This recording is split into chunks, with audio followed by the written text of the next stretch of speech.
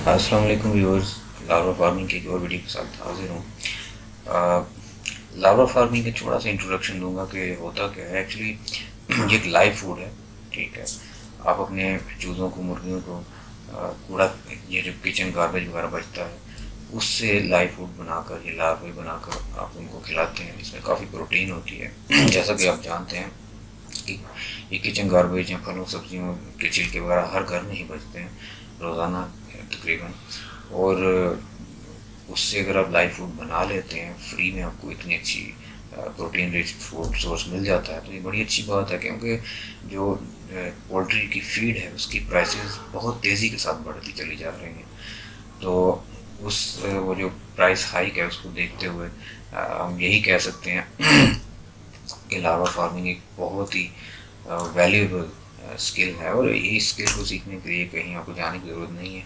बस आपने यही जो कूड़ा करकट वगैरह इकट्ठा करना है किसी लिफाफे में इकट्ठा कर लें, तो या बेहतर यह है कि प्लास्टिक की बकेट लें, तो उसमें फलों सब्जियों के छिलके वगैरह डाल के तो उसको छोड़ दें।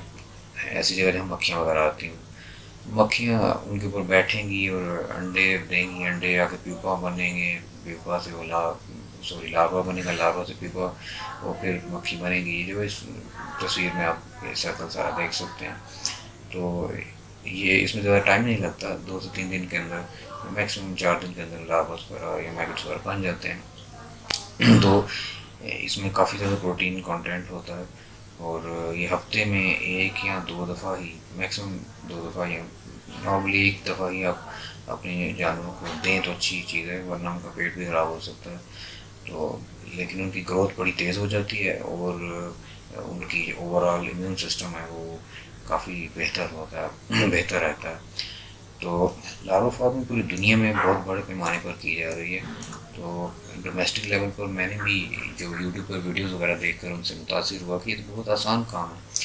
तो बहरहाल ये खाने पीने वाली जो चीज़ें, इनका जो लेफ़्ट ओवर है, इसको आप एक वैल्यूएबल प्रोडक्ट में इस तरह आप कन्वर्ट कर सकते हैं लार्वा फार्मिंग के ज़रिए।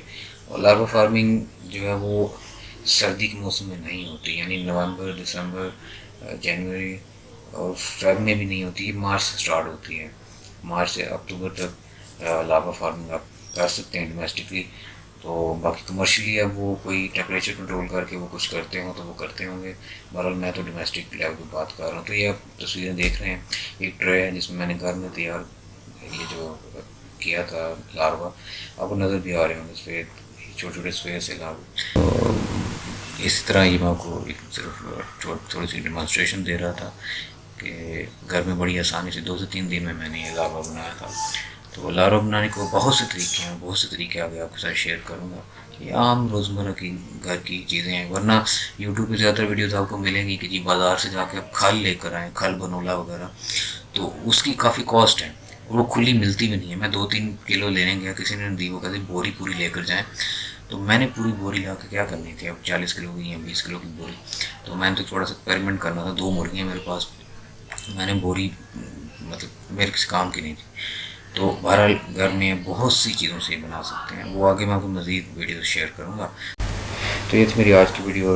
आई होप कि आपको पसंद आई होगी। अगर पसंद आई है तो लाइक कर दीजिए और प्लीज़ चैनल को सब्सक्राइब कर दीजिए ताकि मेरी हौसला अफजाई हो और मज़ीद अच्छी अच्छी वीडियोज़ लेकर आ सकूँ और अपना एक्सपीरियंस आपके साथ शेयर कर सकूँ। तो इंशाल्लाह नेक्स्ट वीडियो में मिलेंगे, तब तक के लिए अल्लाह हाफ़िज़।